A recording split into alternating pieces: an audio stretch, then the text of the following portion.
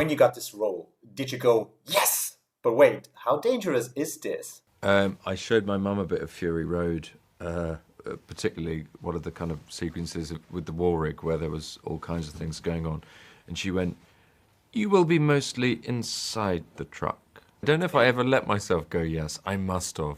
I remember thinking if I do that, then it's going to feel so real, it might start to feel scary.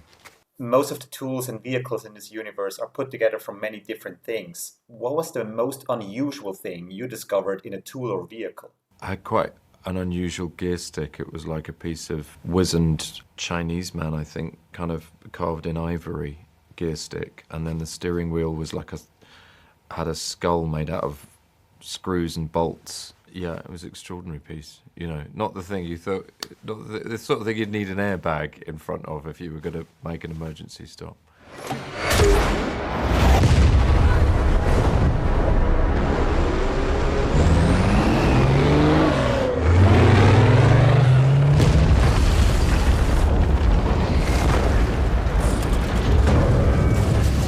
When we're already talking about unusual things, what was the most unusual direction you got from George Miller on set?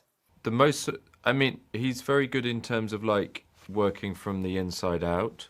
So in a way, the most unusual thing he ever said was "Don't smile" in a particular moment.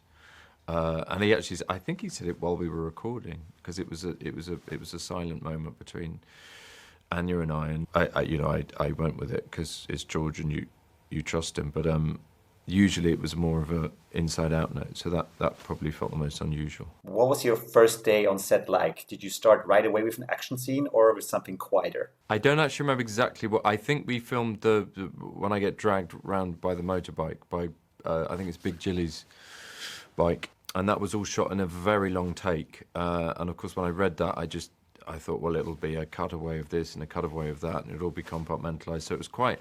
It was the day that I was closest to feeling like an ordeal, because we were getting dragged out the car, slammed down, pulled up, chained up, thrown on the ground, dragged, hit the ground, get up, walk, run, fall again, get dragged again, and doing that a lot of times. So that, yeah. Sounds like a regular Monday, basically. Yeah. It was a good thing to get over, I guess. But how did you wind down at the end of a day's filming after so much action?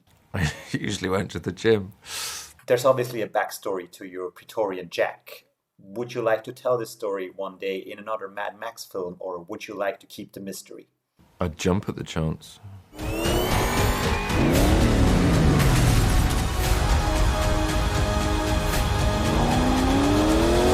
Remember me.